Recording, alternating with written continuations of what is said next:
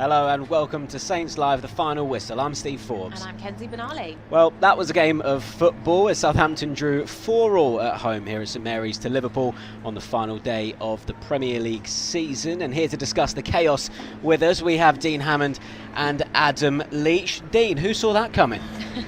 Well, my son.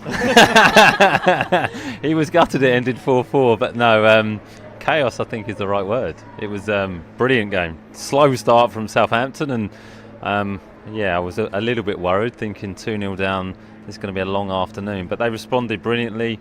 Some great goals, loads of action, everything we asked for really. So it's like me and Adam said before the game, when Southampton play with that intensity, they're a match for anyone. It's just unfortunately they can't seem to be able to do it for 90 minutes. But no, some brilliant goals, some great entertainment. The atmosphere was fantastic.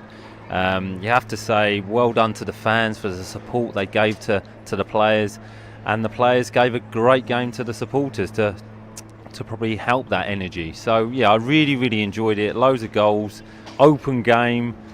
Sunshine was out, St Mary's was buzzing, and I'm hoping that we can see more of that next year. And I mean by the goals, I mean by the approach and the atmosphere as well. So look, I know we're going to speak about it in more detail and more depth, but yeah, I'm still in a bit of shock. But no, a smile on my face because it was a good way to finish the season with 8 goals at St Mary's, and it could have been more. The players got clapped off, and hopefully that's a little bit of a good feel to go into next season. Adam, Dean mentioned the word there, intensity. Some great attacking play from Southampton. Is that as a result of having maybe less pressure on them today because their fate is already sealed? Well, it's hard to say, really. I mean, possibly, yes. It did have an end-of-season feel about it, the game. Both teams obviously had nothing to lose, quite literally, because if they lost, it really didn't make any difference to the league table. And so they were just going for it, and we saw this kind of almost basketball-style match. But yeah, there was a lot of intensity for Saints. I think because the pressure was off, I think that was a big help for them. And the fans here, as Dean said, they got behind Saints really from the start, and they were applauded off the pitch. When you consider the season that they've had, to have that level of support, to be honest, is pretty remarkable. And I think they really rode that today. They kind of everything about today, the fact that everything had been done a long time ago. We were just saying, like, I wonder if the fans have kind of gone through the stages of grief a little bit. They kind of had the anger and the upset, and that's all gone because the fate was sealed some time ago. So they came today just wanting something from their team, and they got it. The only shame of it, as we said to ourselves several times during the game, is where's this been? Where's this been? Come on, this is exactly what we've wanted for longer periods of time than we've had it. And yeah, all right, Liverpool maybe didn't have too much to play for themselves, obviously, and perhaps weren't at their most intense, but nonetheless, a great performance and just a real privilege to be here and see a game of football like that. A momentous day, not for the right reasons, but at least everybody's going out of here somehow with a bit of a smile on their face. Yeah, absolutely. I mean, it really was an unbelievable game, wasn't it? I mean, Dean will give you the job of talking through Liverpool's first 2 goals, the first of which Romeo Lavia, yeah, definitely, we'll certainly want to forget. He will, but I have to say he responded brilliantly to it and had a fantastic game. But as a midfield player, going into those areas, you have to be really aware of where your opposition is. And the ball's coming to, I think, Alex McCarthy's bounced it into him, and he's just tried to play a blind pass to James Bree, I think, or to Bednarak. Just didn't see Jota coming in and just passed it into his path, and he has an empty net to put it into. So it was through Southampton trying to play out, trying to keep possession, trying to draw Liverpool onto them and then counter-attack with a couple of quick passes and play through them. So it's difficult in those moments because when you give a goal away like that as a player, you do feel the disappointment. It was strange because the stadium went quiet. The Liverpool fans didn't really celebrate too much. I think they were in shock, and the Southampton fans were thinking the game was going to get stopped. Is it disallowed? Is someone fouled? So just a strange moment. And then Liverpool's second goal, they built up a bit of momentum, had a lot of possession, came from a set piece, a second phase.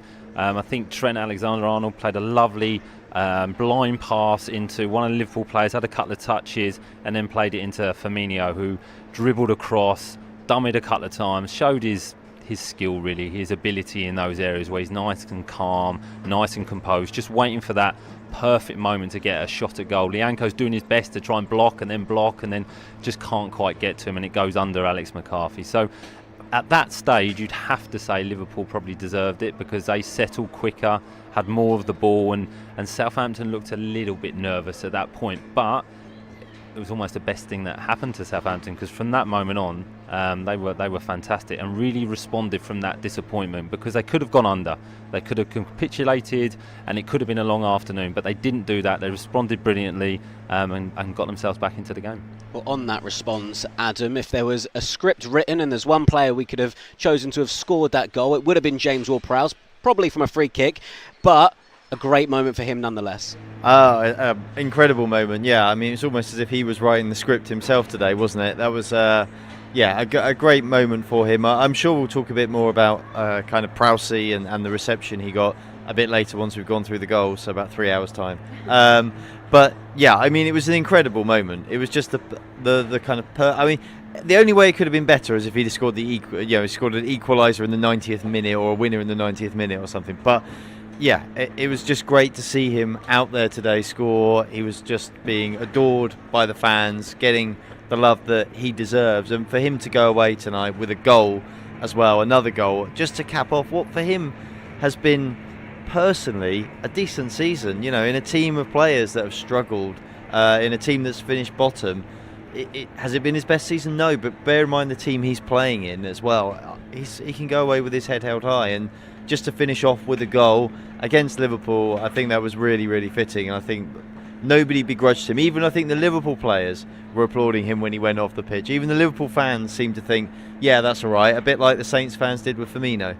Absolutely fantastic there for Prowse. And of course it was Kamaldeen Sulemana that made it 2-2. And team, what a strike that was. Brilliant strike, great run. And it came from, I believe it came from a counter-attack that Southampton had and then didn't score. Liverpool tried to counter a counter, and Lavia won the ball back, brilliantly timed tackle, intercepts it, it falls to Theo Walcott, drives inside, 1-2 touches, brilliant through ball, really good weight of the pass. And Sulemana, really good time in his run, runs across the defence and then in behind. And I think he's a little bit like Che Adams, where he's going to be better when he's more instinctive and he's not got time to really think about it and really question what he's doing and weigh up his options. He's running behind, he's hit it first time and not gone across the goal. And because he's hit it so early, the goalkeeper's not been able to react and be able to get down. The goalkeeper's a really big size for Liverpool, and he couldn't get down quick enough. So because he took it early, he gets his goal, and it's great for him to get I believe that's his first goal for the football club, and really important because, again, I think next season he could be really effective because of his pace, because of his power. He led the line really well up front. He held the ball up at times. He allowed other players to come into the game. But then when he's in those one-on-one situations, he was having races with Gomez. Gomez is really quick, and he was beating him, and he was stronger than him. So for him to get that first goal, I think just will do him a world of confidence and belief, because the club paid good money for him, and they paid good money for him because he's a good player. He just needs a bit of time to settle. So his performance today, and particularly that first goal, well, the second goal was better, but I'm sure we'll speak about that. But the first goal just will do him a world of good. Well, as Dean said, the second goal was better. So if Kamaldeen was chuffed with his first, the second was a bit special as well. Well, incredible. As Dean said, for a player who, that was his first goal and his second goal of the, since joining the club. Absolutely remarkable. I mean, he picked up that ball. Where did he pick it up? It's probably only about 10 yards outside his own area, and that's just the pace he's got, and that scares players. Fabinho, he was a bit culpable. He probably should have brought him down, frankly. Just sort of a little bit end of season wishy-washy, let him brush past. Then the defence just backed off because I think they were just scared of his pace. They didn't quite know what to do, and as soon as they had all taken their step back, it had opened up for a shot, and he took it, and that was great quality to execute that as well, and also showed a certain amount of confidence for a player who hasn't scored, a player who's actually found it hard to kind of really get any consistency in the team. There were moments as he came forward he could have offloaded that ball quite easily. Even before he took the shot, he could have offloaded it, but he didn't. And I think that says a lot about his mentality, how confident he is in himself as a player, the belief he must have in his own ability.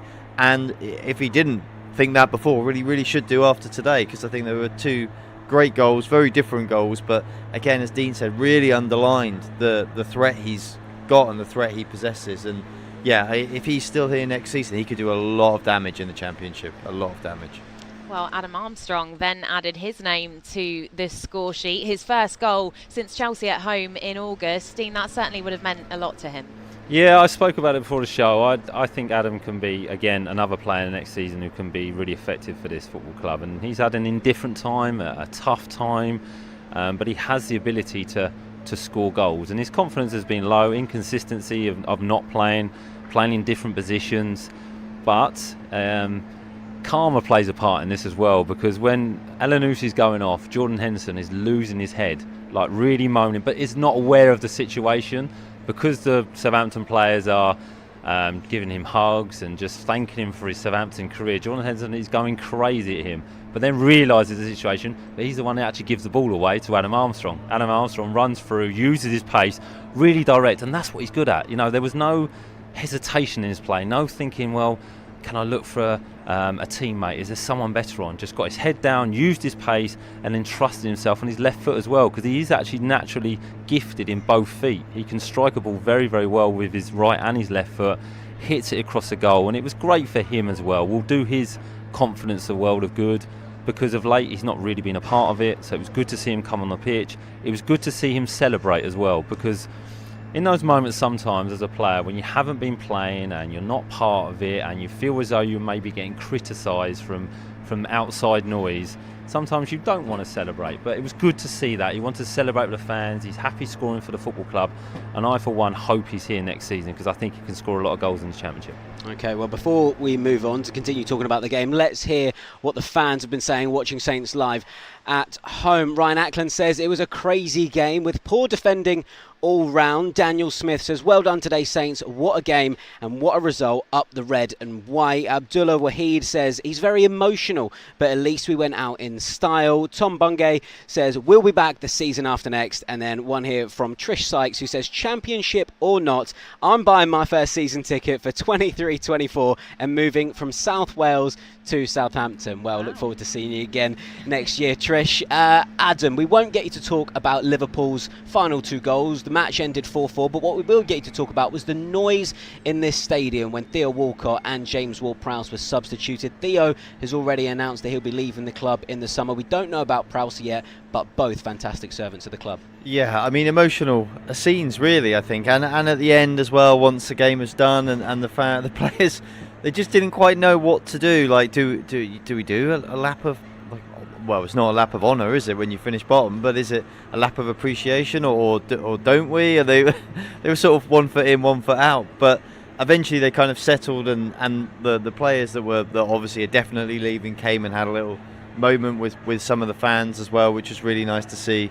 And when they came off, I thought it was a nice touch of Ruben Selles to do that. It was obviously pre-planned. The players looked like they knew that they were going to come off and they were going to have that moment, and I think it was very fitting for both of them, really. I mean, Theo, as you said, we obviously know Theo's going, so it's nice for him to have a little moment as well. I'm sure his family were here, and it's nice for them to see that. For Prowse, obviously we don't know what the future holds. There's a lot of fans singing, asking for one more year from him. I mean, we'd all love to see it. I think the reality is that there's nobody in this stadium that would begrudge him, given that Saints are going to the Championship, staying in the Premier League, trying to further his England career.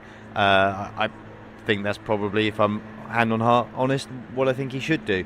But it's great for him to have had that moment, and I think the fans here recognise that, because they recognise everything that he's given to the club down the years. When did he join? He was 8 years old. And he's been here ever since, and he's given his all. And I think when you do that as a player, you get that rare thing where if you go with people's blessing. And I think that's what we saw with the reaction today. And I think that's why it was kind of emotional on all sides. As I think it was almost the fans kind of saying, "You've done your bit. Thank you. You're kind of free to leave, and you're welcome back any time, and you'll be a legend at this club forever and a day." and it was his chance to say thanks for everything you've given me as well, all the support, everything the football club has given me, not just the fans but the staff and the people around the football club. Just a lovely moment. And I think the really nice thing when you have somebody like that who's become such a legend at the club is that he may leave now, but it won't be the final chapter for him here. When his career's done and stuff, he'll be back. He'll be like Dean, he'll be back and doing Saints Live. Not that Dean's going anywhere. Oh, goodness. Wow, I'm really talking myself into riddles here. He'll be welcome back anytime. Like all the legends of the club, rightly are welcome back in the stadium anytime. So if he does go, then he goes with his head held high and having had a chance to say a proper goodbye, which is only fitting for the service he's given. Most definitely. Theo and James, two fantastic servants to our football club. Now, Dean, we're going to give you the final word. Does today's performance give you optimism for what could be achieved next season? It does, Kenzie, and now we've all accepted our fate, and the fact that we've had a couple of weeks to really digest it and think about it and let it settle in. After a performance like that today, and the atmosphere as well, the response from the fans, I'm excited for next year, because if the club can get it right and appoint the right manager, there's a talented squad of players here. Some really good young players, some good experienced players as well. Now, not all of them are played at the championship level, so it may take some understanding, some time to adapt, but that's where experienced players need to come in who've experienced the league, and they'll be important players to this squad. But if you look at that, the basis, you've got Livramento coming back onto the pitch. If he can get himself fit and ready to start, he's going to easily be one of the best right backs in the division. You've got the younger players, Lavia, if he can stay at the football club, what a player he's going to be. Alcaraz is coming, what a player he's going to be. I'm going to miss players out here, but Shea Adams, if he can stay and is willing to stay at the football club, he's proven that he can play at the championship and he can score goals. So there's going to be some expectation, definitely, because we're a big football club going into the championship, but it's a tough league, and it'll be everyone's cup final, coming to St Mary's and beating a former Premier League team. But if we can start the season well, have a good pre-season, and like I said before the game, do business early, get the manager in, get the players signed, move the players on that are not going to be here, like James Ward-Prowse, like Adam said, what a servant, what a legend he is. Allow that business to be done early and then reinvest that money and then get the club prepared for the championship, because it's going to be tough, but if you get it right, and I've experienced it myself, it can be a really exciting season. And then there's nothing like promotion. The promotions I was lucky to have from League One to the Championship to the Premier League, they live with you for the rest of your life. So I'm excited, and I think everyone associated with Southampton should be, and it will be an exciting season.